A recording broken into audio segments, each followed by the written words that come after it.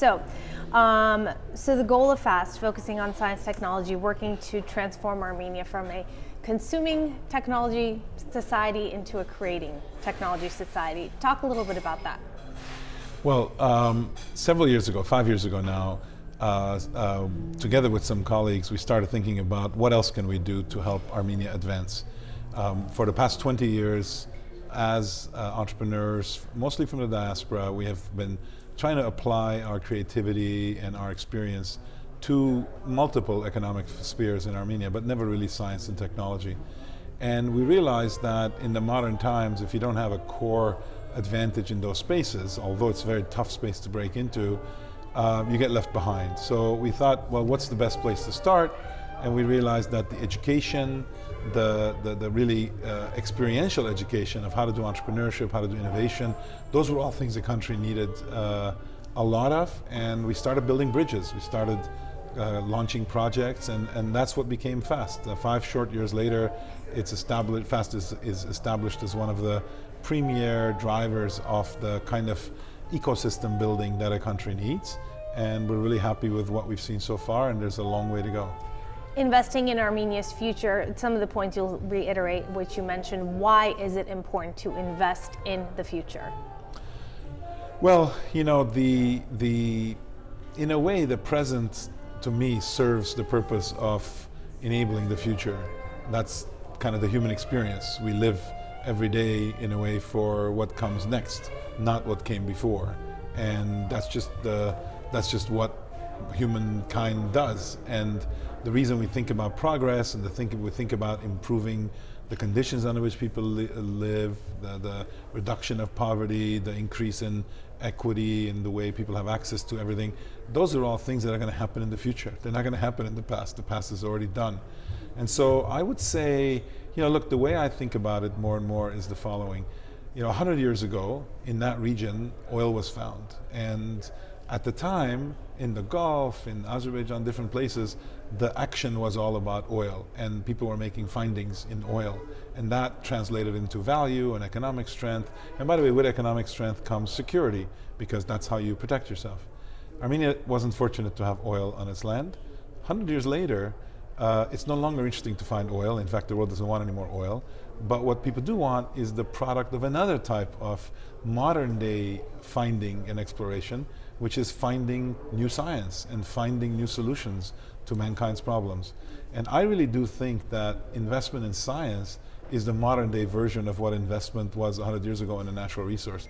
The beauty is that it doesn't require a country which is sitting on the natural resource. So I increasingly, through the work of FAST, think that the ultimate natural resource we have in this country is the brains and the minds and the aspirations of every single person, not only living in Armenia, but also throughout the world. And if we think of that as the new source of our future value, I think we don't lack anything. You started your first company at 24 years old. A rare thing at the time you did that. Just talk about that experience. Yeah, I mean, it seems like such a long time ago. It was 35 years ago. You know, at first, I'd say I didn't know any better. I followed my instincts. I followed a great kind of a defining discussion I had one random day in 1985 when I happened to meet a gentleman who told me about his start 30 years earlier, and I listened to him and I thought, boy, there's so much parallels. And it happened to be David Packard from Hewlett-Packard. And he told me what a startup was. I'd never heard of people being able to start a company. And I came back to MIT where I was doing my PhD, and I started trying to learn everything I could. And probably because I was an immigrant, probably because I didn't know any better, probably because I had no real downside, I wasn't married, I wasn't settled, probably because I had grown up unsettled all my life, partly because of our backgrounds. All of those things conspired in, frankly, allowing me to take a risk that I would never advise other people to take back then. And that meant that I had a good 5 years to gain experience by the time things really started happening. And yeah, it was but it was not a plan I had. It was not an ambition I had, a dream I had. It was really something that happened. I'm glad you brought up the immigrant experience, because often you talk about how that immigrant experience forced you to push harder to be successful. What is it about the immigrant experience? And you know what, in Silicon Valley, majority of those who succeed are immigrants. Look, a startup is best understood as living in between utter failure and success. And it turns out that that success happens to plant itself right next to failure. And if people are afraid of that high wire act, they never find success because they're not willing to tolerate the possibility of failure. Well, guess what? When you're an immigrant, you come to a country that often doesn't want you, often has a hard time dealing with you, and the survival instincts you have to deploy, the survival experience you gain, actually is what it takes to make a startup work. Because just because you might fail does not mean that you're far from succeeding. That's something that people just don't get. But immigrants get that innately because they constantly feel like they might fail or they might be rejected, they might never learn the language or the accent or the culture or the laws. And yet, someday they realize with all of that true, they actually made it. And I think that that experience and that mindset, frankly, I tell people you don't need to be an immigrant to have an immigrant mindset. But if you just imagine yourself as an immigrant, like I can imagine myself as a professional, sports person. I'm not going to be, but I can imagine what that feels like. I can talk to some people. I think the immigrant mindset is something that we can infect everybody with, not just people who are immigrants.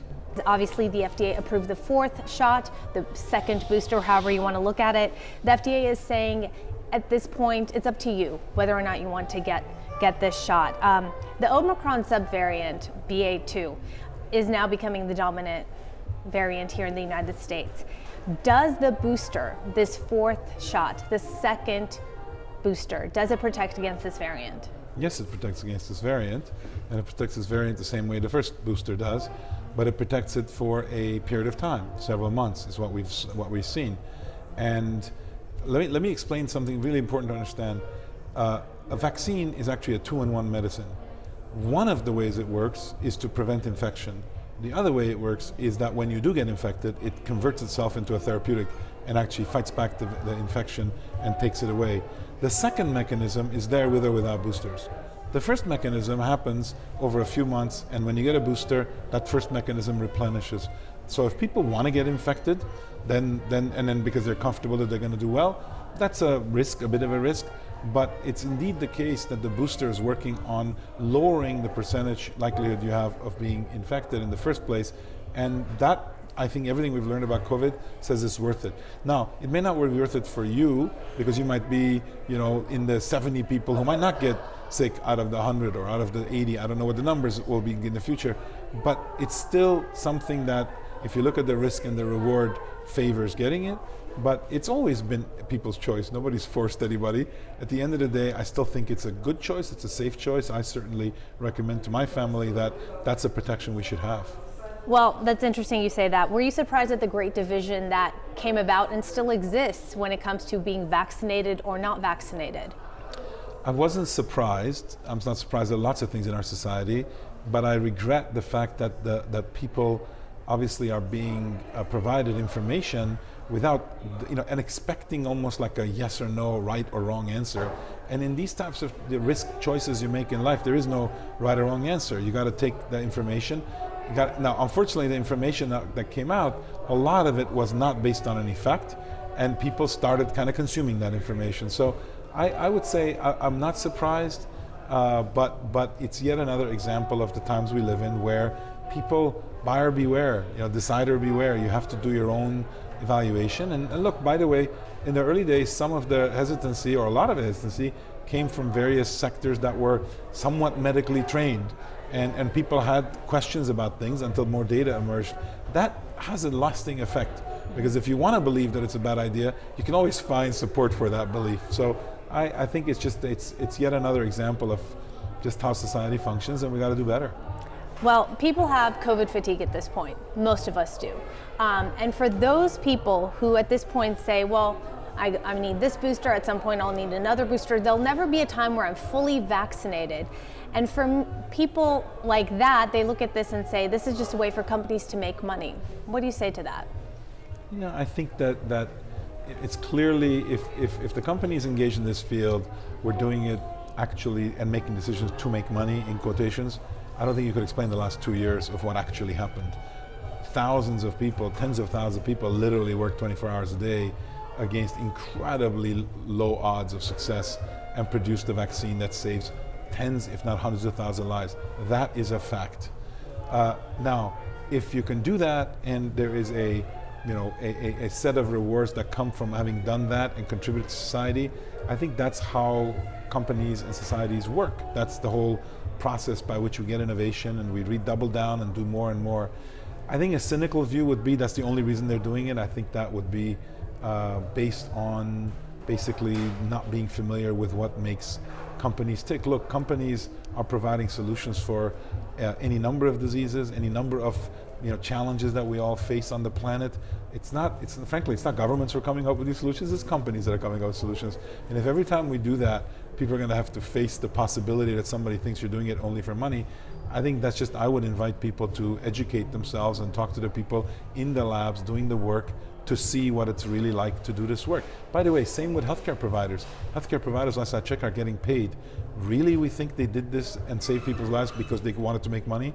It's the same line of logic, and I think that's an unfortunate way to think. Were you surprised at the success the vaccine had? Were you surprised at the success Moderna's had?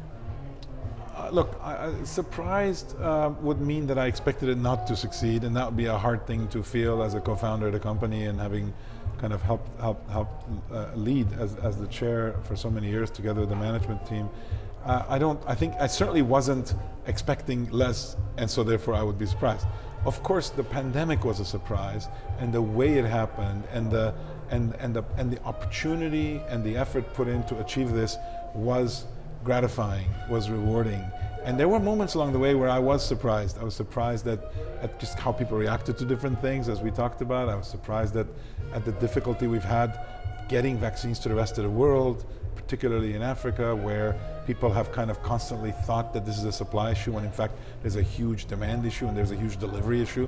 Getting shots into people's arms ends up being a big deal. So there's been a lot of surprise along the way that we weren't ready.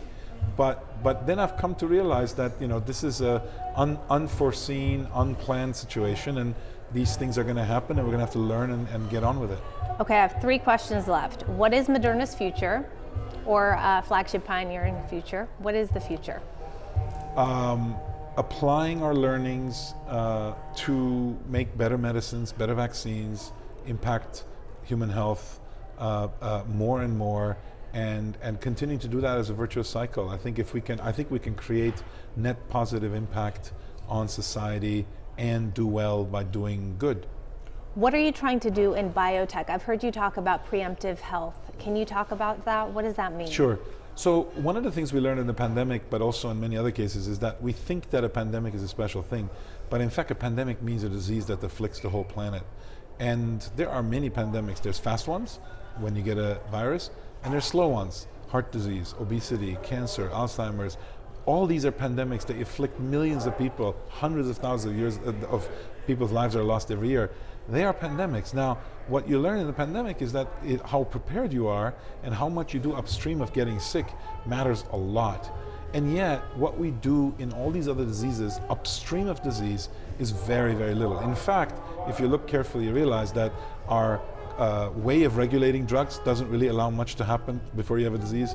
The way we reimburse healthcare doesn't allow you to do much upstream of disease. You're on your own. So our mental model of health is you're healthy until the doctor tells you you're sick, then you're sick.